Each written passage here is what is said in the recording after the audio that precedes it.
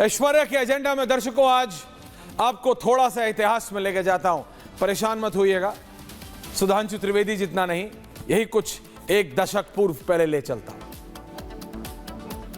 2014 में जब प्रधानमंत्री नरेंद्र मोदी पहली बार प्रधानमंत्री बने भारत के, वो दिन है और आज का दिन है, दोबारा दोहरा रहा हूं, वो दिन है और आज का दिन है। कोई भी कदम लिया गया हो इस सरकार के द्वारा, चाहे जब 14 में जीते, 19 में जीते या 24 में जीते,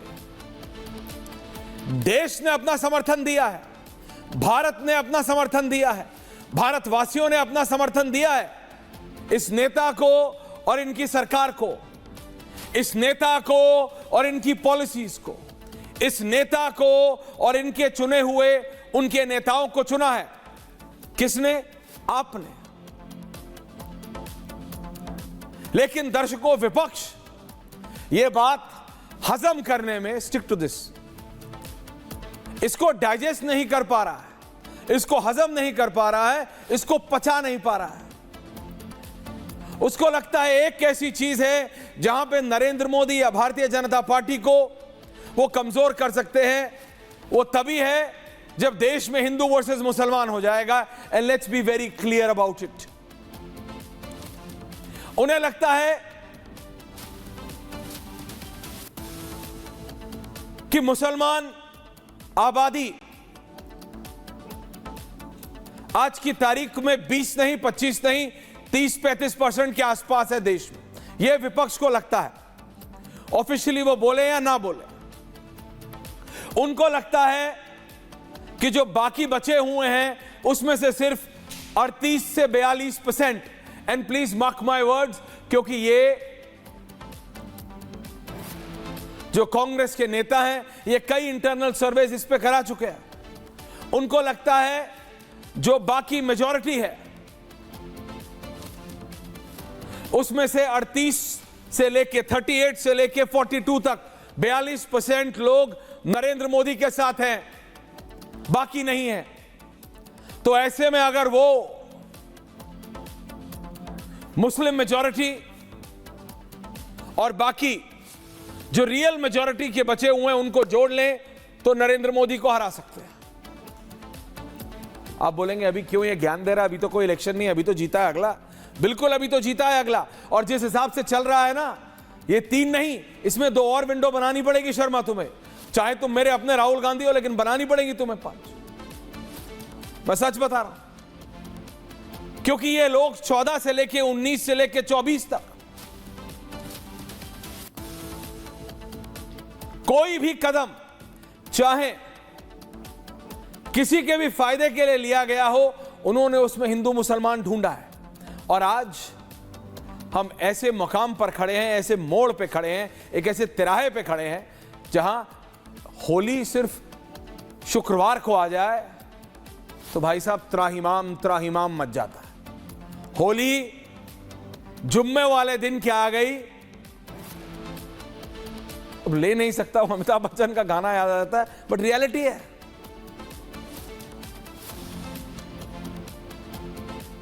किसी के पास कोई और बात करने के लिए नहीं है। अरे यार, वो होली जुम्मे पे आ गई है बॉस, होली जुम्मे पे आ गई है बॉस, वो होली शुक्रवार को है इस बार, यार कैसे होगा, सब ठीक होगा कि नहीं। एंड कैन यू इमेजिन ये किस लिए हो रहा है? आपको पता है?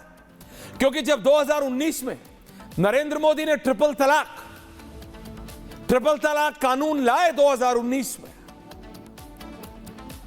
वो किस लिए था? ताकि हिंदू और मुस्लिम महिलाओं के लिए, सबके लिए बराबर हो। मुस्लिम महिलाओं को कोई फोन उठा के ये ना बोल सके तलाक तलाक तलाक, 7 समंदर पार है। तो सही में फोन आ रहा है किसी का मेरा, लेकिन वो कोई तलाक तलाक तलाक ना बोल पाए। सबको बराबर करने के लिए था। यूनिफॉर्म सिविल कोड की बात जब नरेंद्र मोदी ने की, वो किस लिए? कि हिंदू मुसलमान सब बराबर होने चाहिए, सब बराबर हैं, टू यूनाइट, सबको एक साथ लाने के लिए। लेकिन उसमें परसेप्शन ऐसा किया गया कि तुम्हारे खिलाफ है, ये तुम्हारे खिलाफ है, ये मुसलमान महिलाओं के खिलाफ है। ट्रिपल तलाक हटा, ट्रिपल तलाक हटाना। एक आदमी बोल दे मुझे आज कि क्या मुसलमान महिलाओं के फायदे के लिए था या खिलाफ के लिए था? फायदे के लिए था। यूनिफॉर्म सिविल कोड से आप सबको बराबर कर रहे हैं या सबको बांट रहे हैं? सबको बराबर कर रहे हैं। आप समझ रहे हैं मैं क्या कहता हूं? वक्फ बोर्ड कानून, कांग्रेस के नेता बोल रहे हैं प्रेम शुक्ला जी, सड़कों पर उतर जाओ, ट्रिपल तलाक जैसा आंदोलन कर दो, 2 महीने नहीं 2 साल तक बैठे रहो। वक्फ बोर्ड क्या है? वक्फ बोर्ड में आज मैं पूछता हूं उन लोगों से जो खड़े होकर बोलते हैं, अगर वक्फ बोर्ड के पास जितनी चल और अचल संपत्ति है, यानी मूवेबल एंड इमूवेबल प्रॉपर्टी है दर्शकों, तो उसके बाद कोई भी हमारा मुसलमान भाई या बहन ऐसी सिचुएशन में नहीं होनी चाहिए जिस सिचुएशन में आज भी 60 से 65वीं सदी मुसलमान भाई बहन है। इतना पैसा है, इतनी अचल संपत्ति है, सबको घर क्यों नहीं देता वक्फ बोर्ड? क्योंकि वक्फ बोर्ड मुसलमानों के लिए काम नहीं, वक्फ बोर्ड कुछ एक कलेक्टिव के लिए काम कर रहा है, कुछ पॉलिटिशियंस, कुछ रसूखदार लोगों के लिए, कुछ powerful people which come from powerful places, उनके लिए काम कर रहा है। सोचिए ऐसी सिचुएशन बना दी है कि भारत की जीत के बाद सड़क पर दोहरा रहा हूं, तिरंगा लिए, सिर्फ देश का तिरंगा, भारत का तिरंगा, किसी मजहब का झंडा नहीं, ना केसरिया ना हरा, वो तिरंगा जिसके अंदर केसरिया भी है, सफेद भी है और हरा भी है, वो लिए युवक सिर्फ ये चिल्लाते जा रहे थे, भारत जीत गया, भारत जीत गया। ऐसा फैला दिया है कुछ विपक्ष के नेताओं ने कि भारत की जीत नहीं मना सकते। ये एक रियलिटी है। हिंदू मंदिर, मुस्लिम मस्जिदें, सिख गुरुद्वारे कई हैं जो सड़क के किनारे हैं, कई हैं जो सड़कों पर हैं। मैं तो कहता हूं 95% सड़कों पर ही होंगे। किसी के पास ज्यादा जमीन है तो बड़ा दरवाजा है और अंदर जाके है, कई वहीं है, छोटा है तो वहीं है तो सब सड़क किनारे ही। आप कह रहे हो कि सड़क पे कुछ होगा नहीं?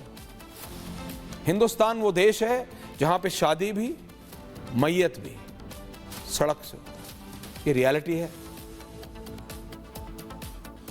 ये सारी चीजें कनेक्टेड हैं, दे आर ऑल कनेक्टेड। हाँ, आप इसमें सवाल उठा सकते हैं कि होली पे क्या जरूरत पड़े मस्जिदों को ढकने की, आप इस पे बहस कीजिए। लेकिन अगर आप इस पे बहस करेंगे कि मस्जिद के सामने से निकल नहीं सकते या मंदिर के सामने से आप भारत की जयकार लगा के नहीं निकल सकते, देन आई ऑब्जेक्ट।